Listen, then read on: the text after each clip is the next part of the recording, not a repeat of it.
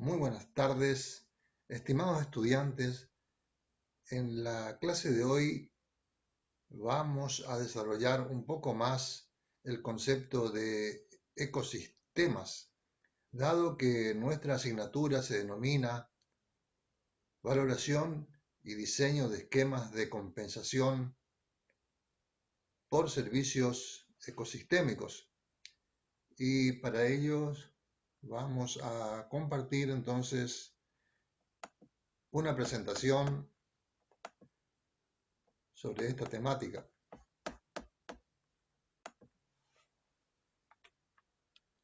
Entonces, vamos a desarrollar el tema ecosistema natural, rural y urbano. Y como un adelanto ya algunas preguntas para el repaso y la reflexión a posterior de la exposición y análisis de este tema. ¿En qué consiste el sistema? ¿En qué consiste el ecosistema o sistema ecológico? ¿Qué es el ecosistema natural, rural y urbano? ¿Cuáles son las bases para la clasificación de los ecosistemas? ¿Por qué y cómo influyen el concepto de sistemas ecológicos en los instrumentos de gestión ambiental? Y otras preguntas que nos podemos también plantear a partir del desarrollo de este tema. Como objetivos de la clase son revisar el concepto de ecosistema, introducir el análisis de los conceptos de ecosistema natural, rural y urbano, revisar las bases ecológicas de los ecosistemas, reflexionar sobre la importancia del concepto ecosistema natural, rural y urbano en la gestión ambiental de los sistemas agrosilvopastoriles, por ejemplo, para mejorar la calidad ambiental en el marco del desarrollo sostenible. Ecosistema natural es el conjunto de áreas silvestres y sus elementos constitutivos, bosques, por ejemplo, pastizales, bañados, lagos, arroyos y cualquier tipo de formación ecológica con características nativas o seminativas. A eso entonces le denominamos ecosistema natural. Ecosistema rural, en ella predomina la producción primaria, y ecosistema urbano, predominan en ellas las actividades comerciales, industriales y de servicios, ligado con un aumento en la densidad de la población. Estos dos últimos, es decir, ecosistema rural y ecosistema urbano, son ecosistemas modificados por el accionar humano.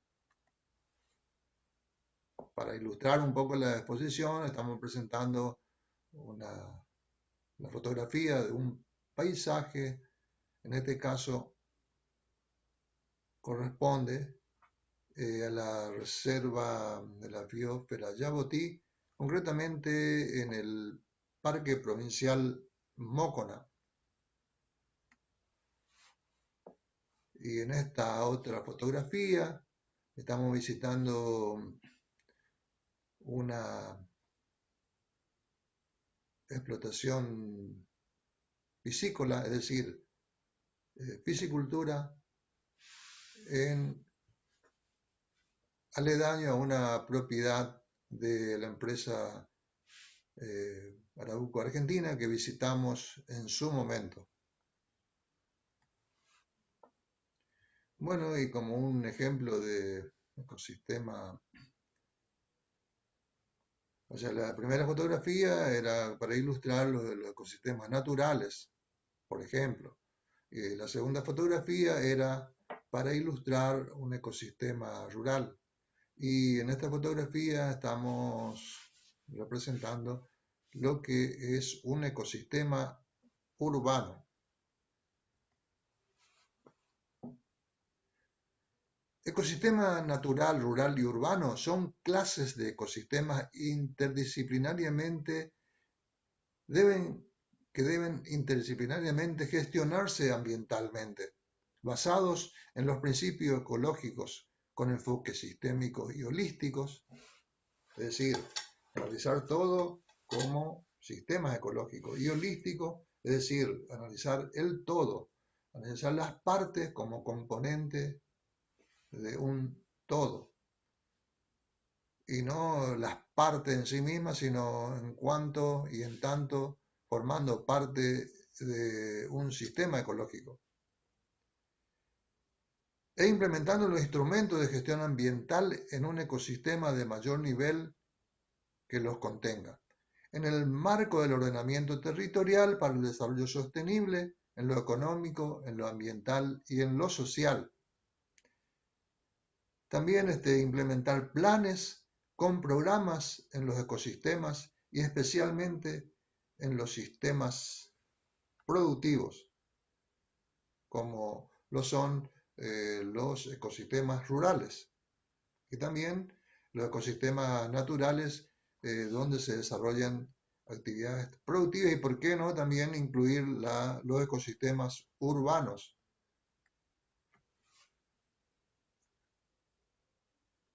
La clasificación de los ecosistemas natural, rural y urbano se basa en la fuente y nivel de energía. En esta fotografía estamos recordando una fotografía tomada en oportunidad de un curso de ordenación de cuencas hídricas que se dictara a través de la Fundación Huellas Misioneras con participación de la Cooperativa de Electricidad del Dorado y a su vez a través de CEL Aguas, y estamos ahí observando la situación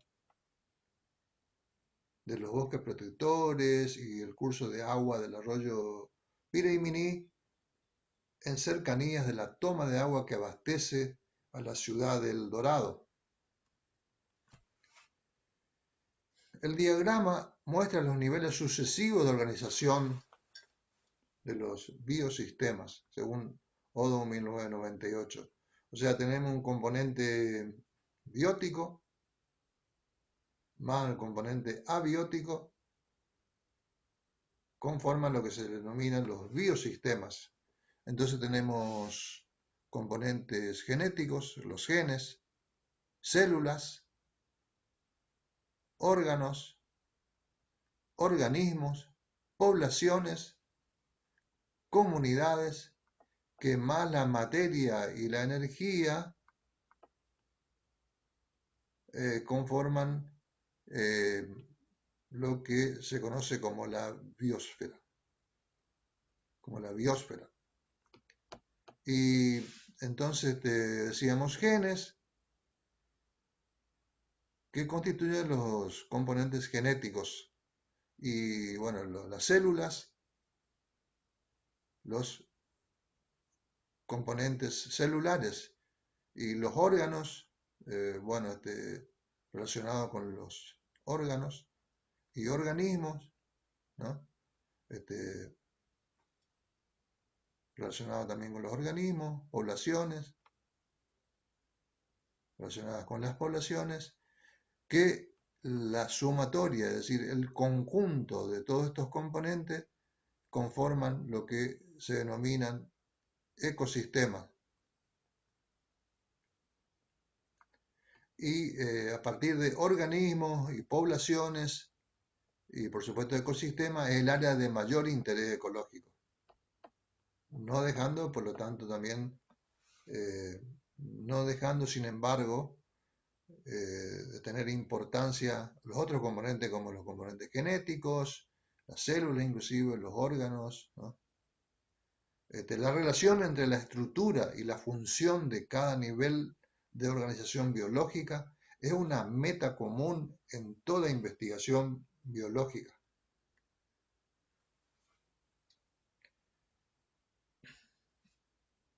Se define entonces al sistema como un conjunto de componentes interrelacionados para cumplir un fin. En un sistema pueden reconocerse componentes, interacciones entre ellos, entradas, salidas y límites. El ecosistema es la unidad básica de estudio de la ecología.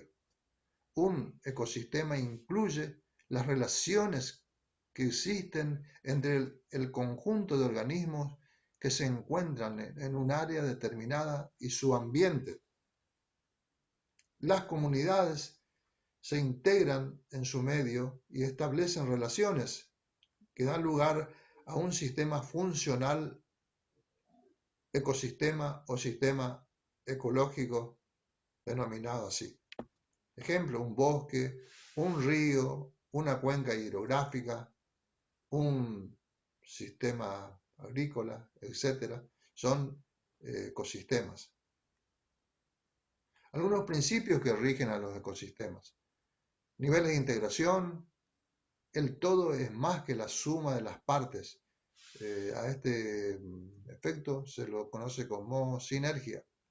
Mecanismo homeostático también es otro principio. Acciones que amortiguan oscilaciones que operan en el sistema. La resiliencia, que es la capacidad de recuperarse que tiene un ecosistema si es que sufre algún grado de impacto. Y la entropía también es otro de los principios que rigen a los ecosistemas.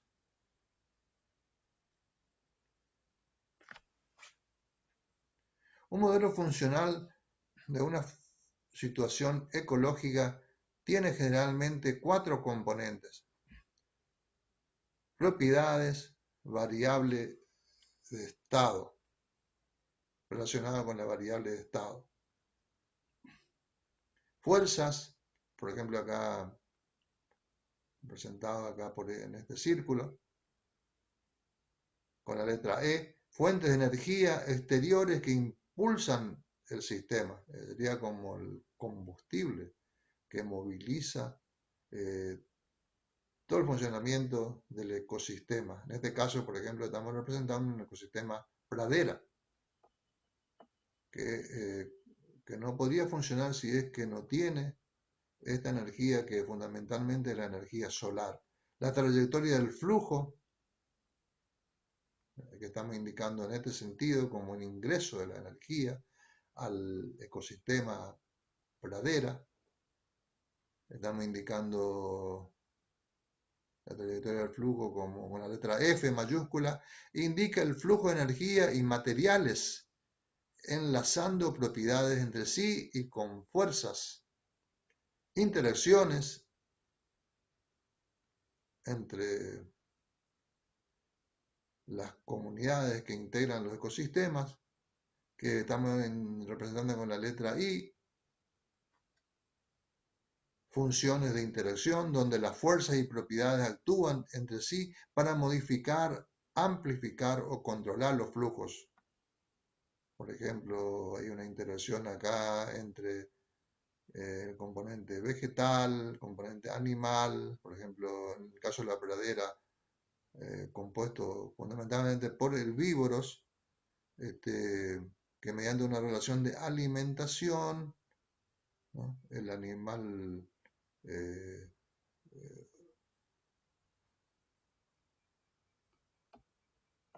herbívoro que consume vegetales, ¿no? Y ahí aparece también el animal omnívoro, que estaría consumiendo vegetales y animales. Y bueno, son todos componentes que interactúan se va de esa manera trasladando la energía y finalmente podemos identificar en el sistema ecológico una salida que sería el producto de todas estas relaciones entre las partes que conforman un ecosistema movilizado entonces por la energía solar en el caso de la pradera.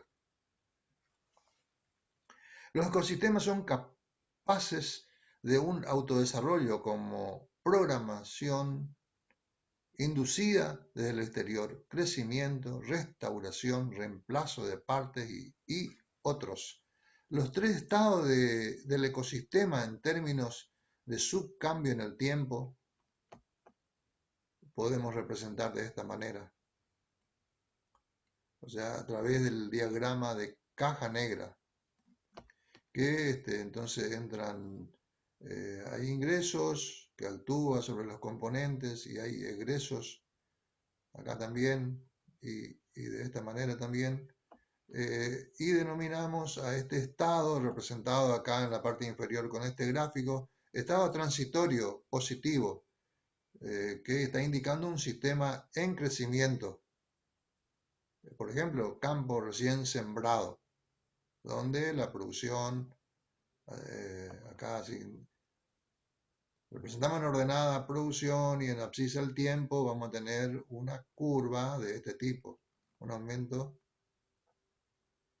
constante, estado transitorio que representa el estado transitorio positivo.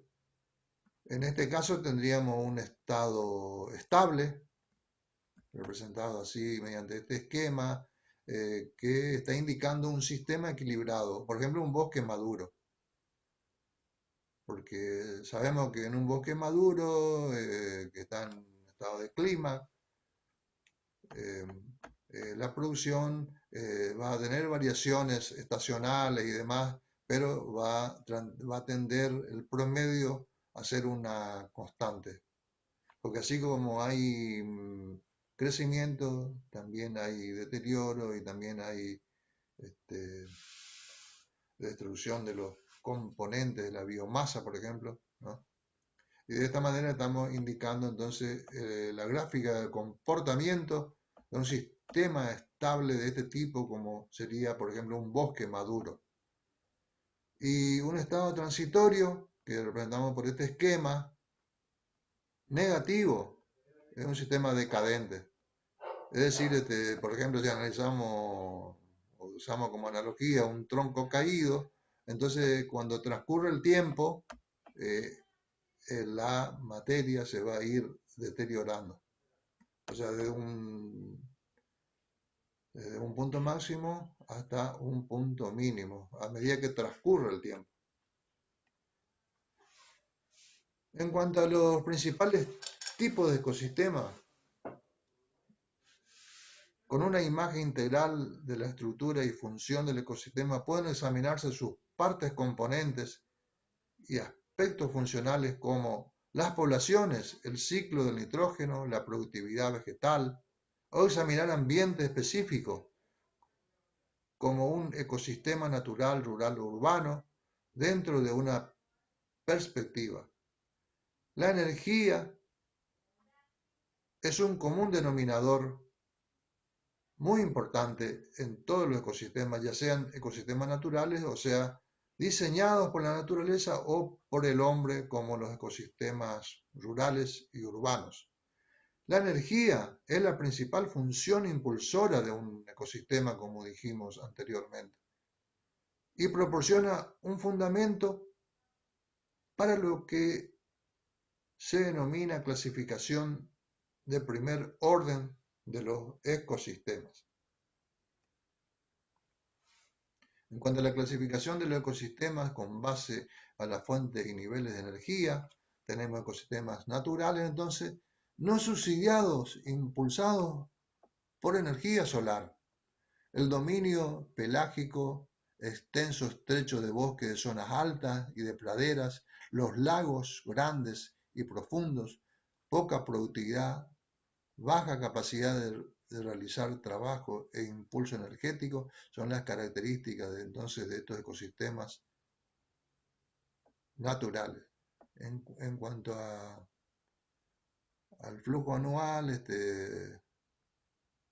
oscila entre 1000 a 10.000. Ecosistemas naturales subsidiados naturalmente, impulsados por energía solar, son los sistemas productivos naturales, estuarios de marea, selvas tropicales, riachuelos, arroyos, producen exceso de materia orgánica que se almacena o se transfiere. Ecosistemas humanos, otro de las clases de ecosistemas, subsidiados por el hombre, impulsados por energía solar, agricultura, acuicultura, sistemas convencionales de producción, agroecosistemas sustentables, son algunos de los ejemplos. Y ecosistemas urbanos, industriales, subsidiados e impulsados por combustibles. Dependen además de los ecosistemas naturales y ecosistemas humanos.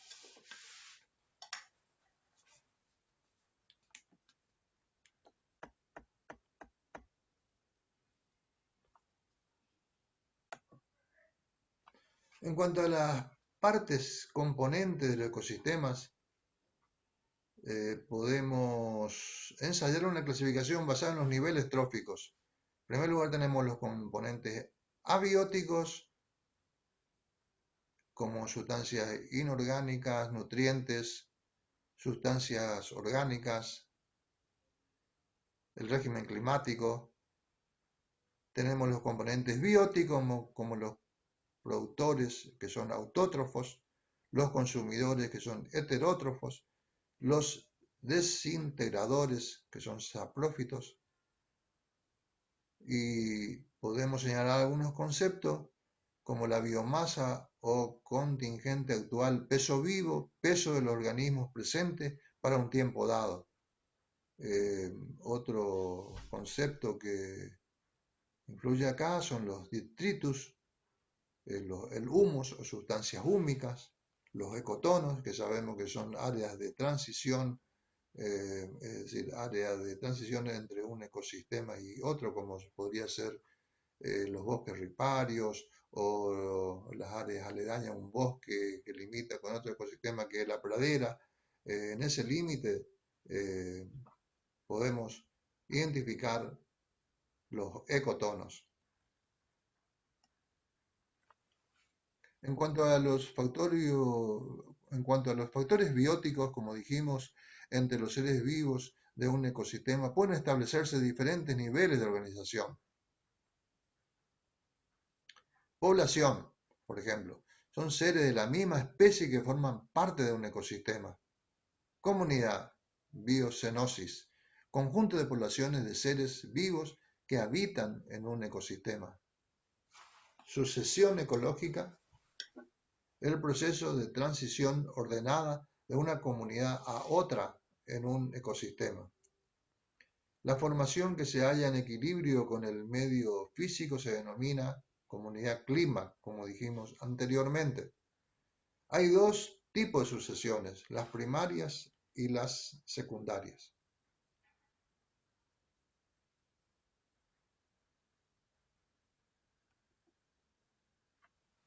En cuanto a las relaciones interespecíficas de los factores bióticos, son las relaciones que se establecen entre los individuos de diferentes poblaciones de un ecosistema.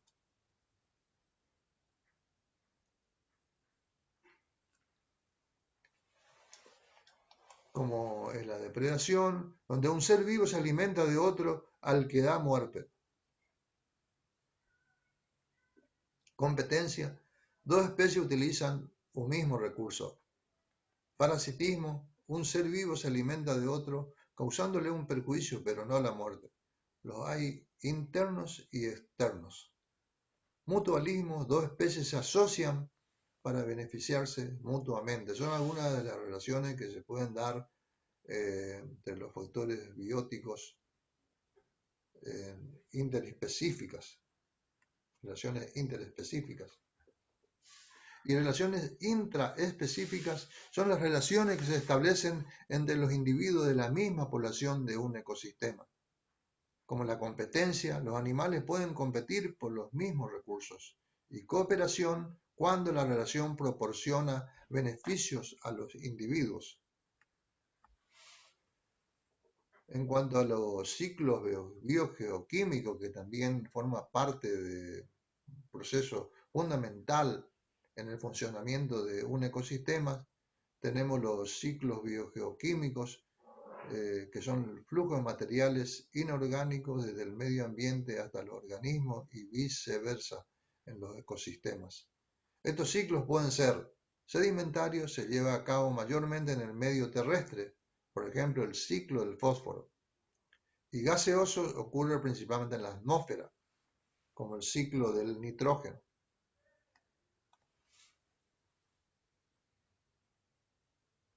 En cuanto al ciclo de los elementos nutritivos en los trópicos, podemos decir que su conocimiento es de gran relevancia. Una de las principales causas de tentativas fracasadas ha sido la implementación de métodos agroforestales, por ejemplo, en zonas templadas para las zonas tropicales. Es decir, directamente se hizo una transferencia e implementación de métodos agroforestales que funcionó en zonas templadas y que se quería aplicar en zonas tropicales, y dando como resultado el fracaso. En las zonas tropicales, el mayor porcentaje de los elementos está acumulado en la biomasa, es decir, las mayores proporciones de los elementos están incorporados. Esto se da especialmente para ciertos nutrientes esenciales tales como el fósforo y el potasio.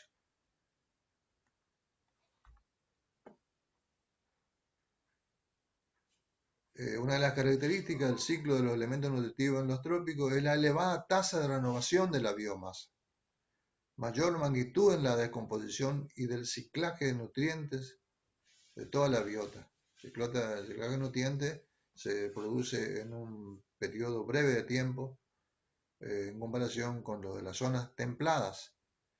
Hay también simbiosis entre autótrofos y heterótrofos que facilitan el retorno de los elementos contenidos en el cuerpo del organismo en descomposición para la biomasa vegetal. Ejemplos de simbiosis: las micorrizas en bosques tropicales o la asociación entre corales y algas en arrecifes y humedales costeros.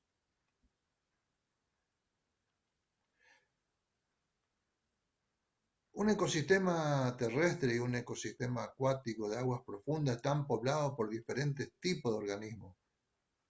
Nos estamos refiriendo a los ecosistemas naturales. Aún así, los mismos componentes ecológicos básicos están presentes y funcionan en ambos tipos de ecosistemas de manera semejante. Entonces, tenemos los componentes autótrofos en el ámbito terrestre, por ejemplo, plantas con raíces, pastos, árboles, y en los sistemas de agua profunda, fitoplancton, diatomeas, flagelados verdes, algas verdes, cianófitas.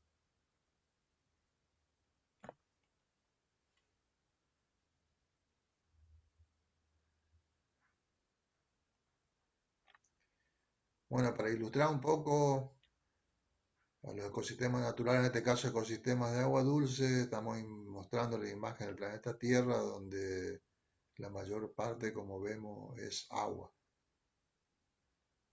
Agua salada en los mares y agua dulce en los continentes. Y la diferencia entre agua dulce y salada ya lo hemos mencionado en clases anteriores.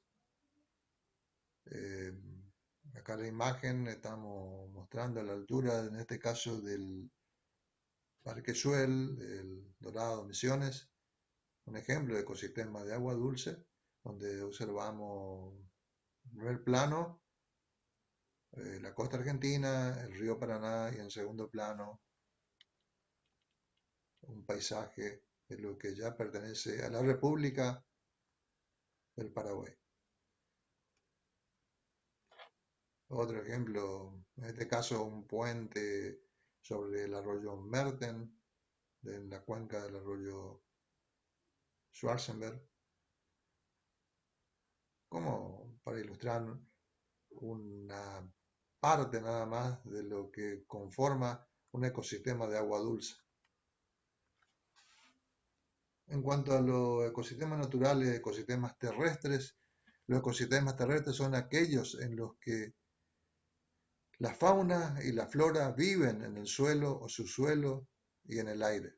El fenómeno de geodinamismo torrencial es uno de los fenómenos que se manifiestan en este tipo de ecosistemas, que en este caso nos estamos refiriendo a los ecosistemas terrestres. Hay aportes sólidos de distintos orígenes, erosión hídrica, transporte y sedimentación en la cuenca hidrográfica, que son todos fenómenos que podemos analizar dentro del concepto que se denomina fenómeno del geodinamismo torrencial. Y la torrencialidad son factores que condicionan la erosión y hay diferentes formas de erosión, como era la erosión laminar del suelo, la erosión en cárcavas y la erosión en surcos, por solo nombrar tres de las formas de erosión que habitualmente se usa para el análisis de este tipo de fenómenos. Como un ejemplo del geodinamismo torrencial, estamos observando lo que ocurre, por ejemplo, con un torrente.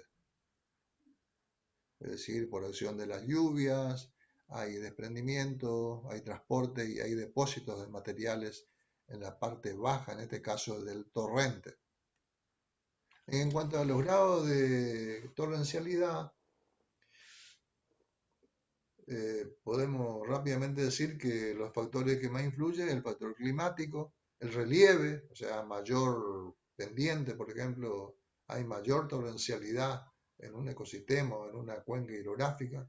La geología influye, cuando las rocas son duras, es menos erosionable. Y la vegetación es fundamental para mantener el equilibrio en un ecosistema determinado, por ejemplo, en una cuenca hidrográfica. Cuando hay una buena cobertura vegetal, hay un equilibrio. Y si eliminamos la cobertura vegetal y además tenemos una geología de rocas blandas y un suelo erosionable y además tenemos relieves pronunciados y el clima es torrencial, entonces vamos a tener mucha actividad torrencial, es decir, mucho arrastre de materiales por unidad de tiempo y por unidad de superficie. Acá estamos representando esquemáticamente lo que es una cuenca hidrográfica,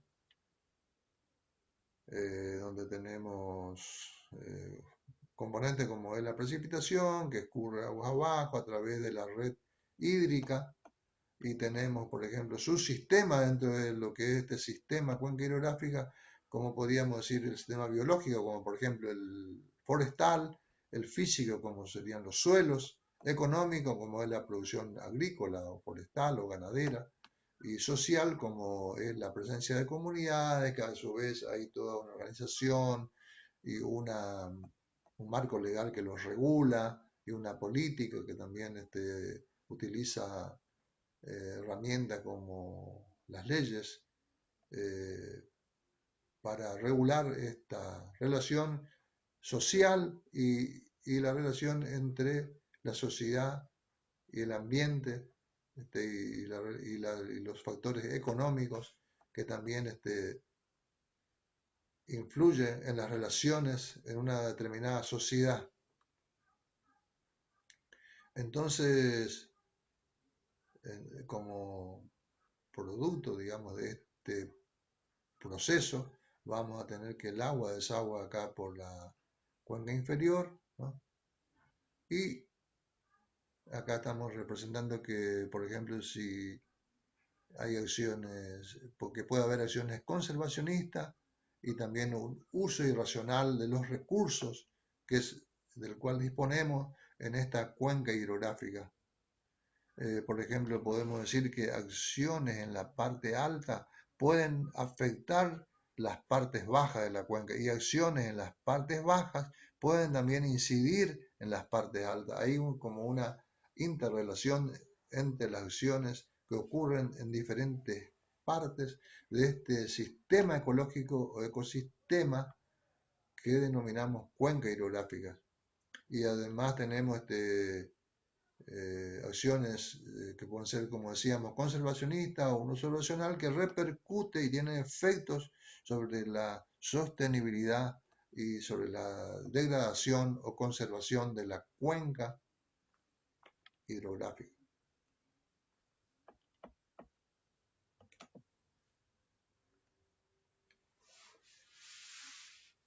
En cuanto a los ecosistemas rurales, podemos tener, por ejemplo, un sistema agro-silvopastoril, como para incluir todos los sistemas productivos, que es un sistema modificado. Por lo tanto, ya no denominamos ecosistema natural, sino que denominamos ecosistema rural. La productividad neta de la comunidad es la energía fijada luego de restarle la respiración de las propias plantas y del resto de los heterótrofos consumidores de la comunidad, insectos, microorganismos, etc. Es la razón de ser de los sistemas productivos lo que permite la exportación de productos, granos, frutas, tubérculos, forraje, leche, huevos, carne, etc., que serían productos entonces de las actividades que ocurren dentro de un sistema, de un ecosistema rural.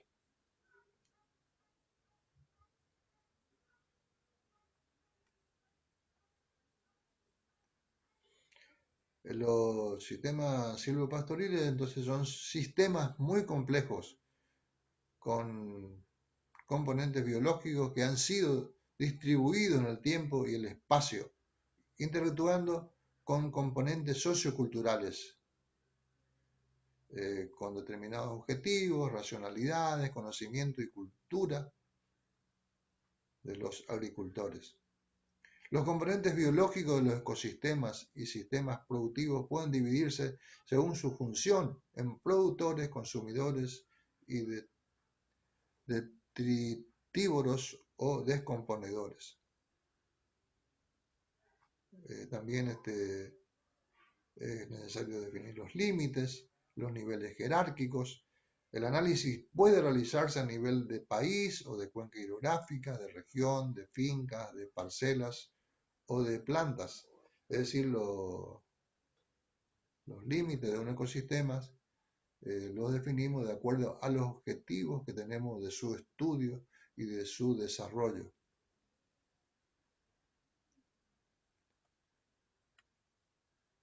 Teniendo en cuenta que el gran ecosistema es el ecosistema del planeta, a nivel planetario.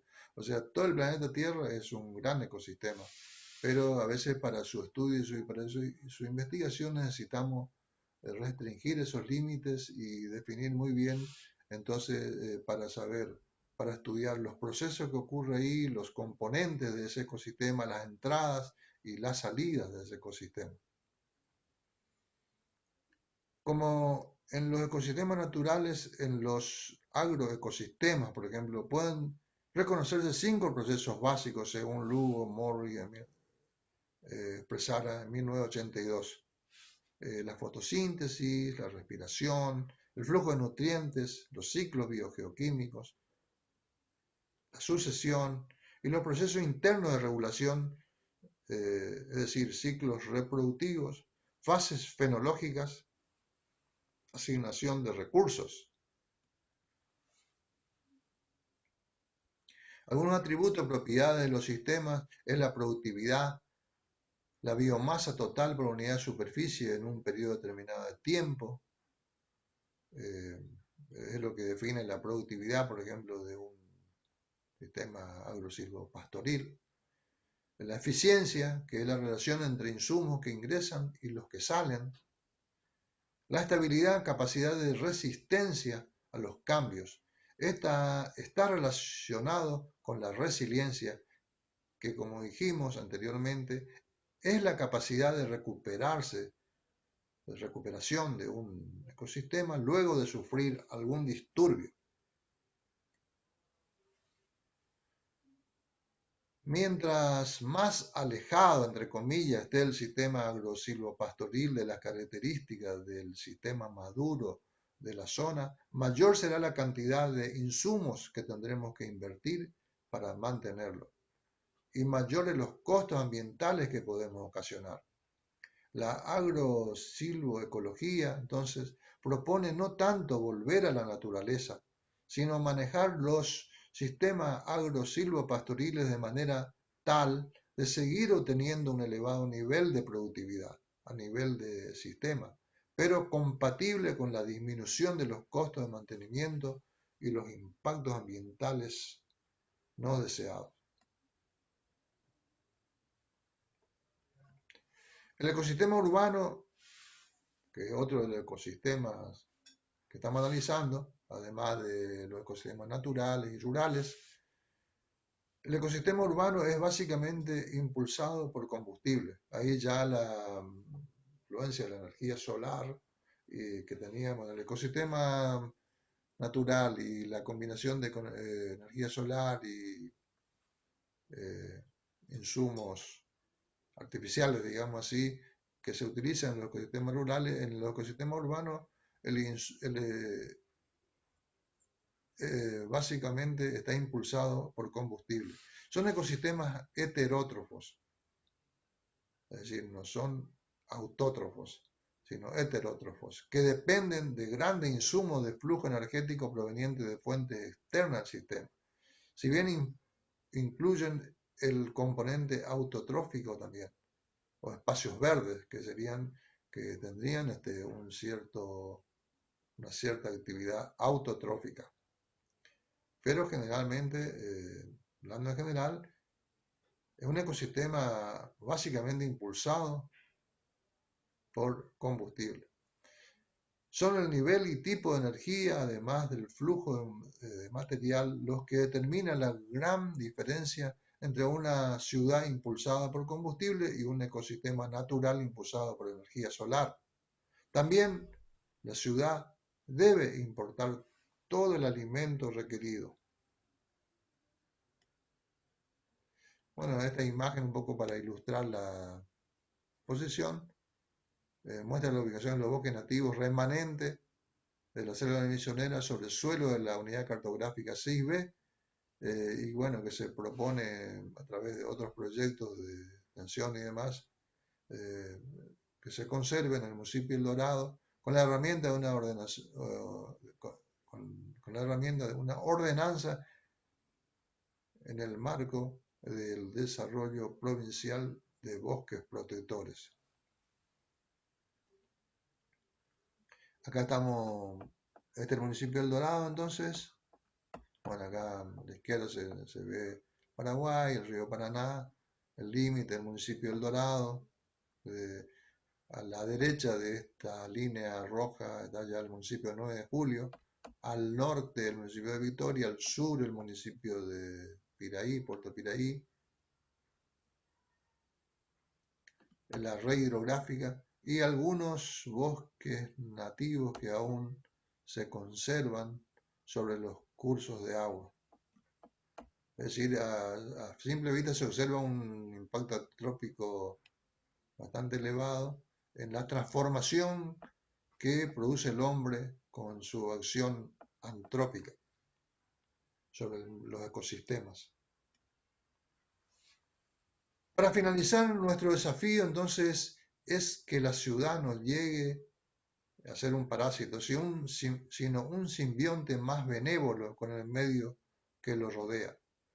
La relación entre el ecosistema urbano impulsado por combustibles, básicamente, y el ecosistema natural y rural impulsados principalmente por energía solar, deben ser mejor gestionados como sistemas acoplados para resolver los conflictos actuales, utilizando los instrumentos de gestión ambiental. Por ejemplo, hay que tener en cuenta las normas ISO, este, eh, por ejemplo, los certificados de calidad de la FSC, en cuanto a los manejos conservacionistas de los ecosistemas, la evaluación de impacto ambiental, son todos instrumentos, el estudio ambiental, la ordenación de cuencas hidrográficas, el ordenamiento territorial, incluyendo la economía ecológica y la economía ambiental, para valorar y diseñar esquemas entonces de compensación por servicios ecosistémicos que brindan los ecosistemas naturales a la sociedad. Bueno, acá estamos dando alguna bibliografía que utilizamos para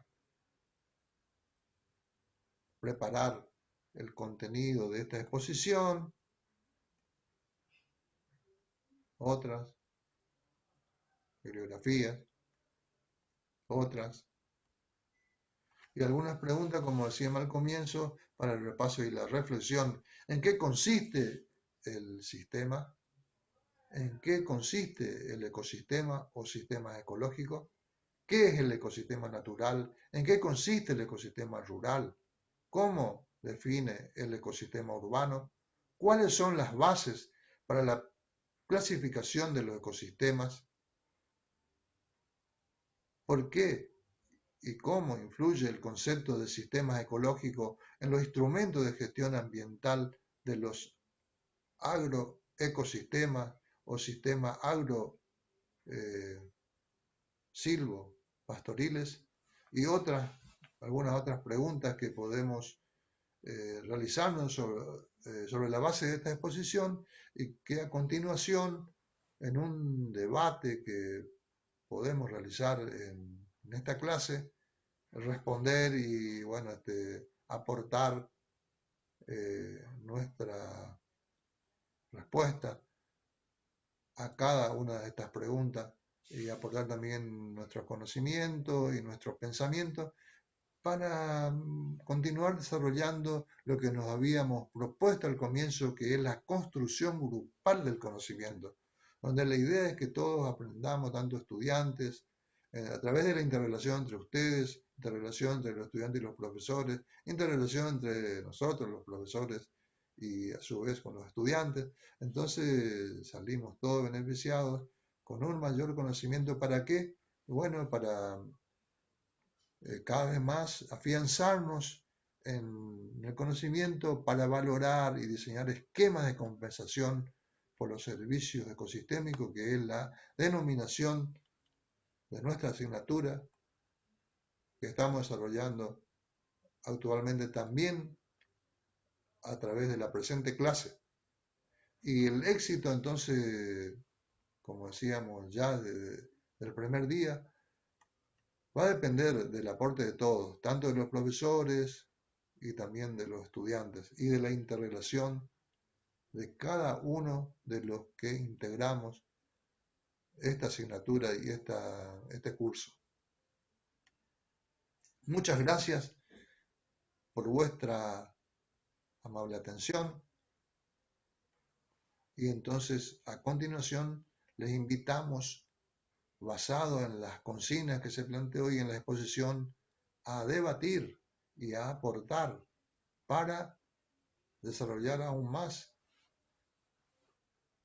el contenido y los conocimientos que podemos adquirir sobre este tema tan importante que son los ecosistemas naturales, rurales y urbanos, sobre las cuales esta asignatura está estudiando los servicios ambientales que brindan cada uno de estos ecosistemas.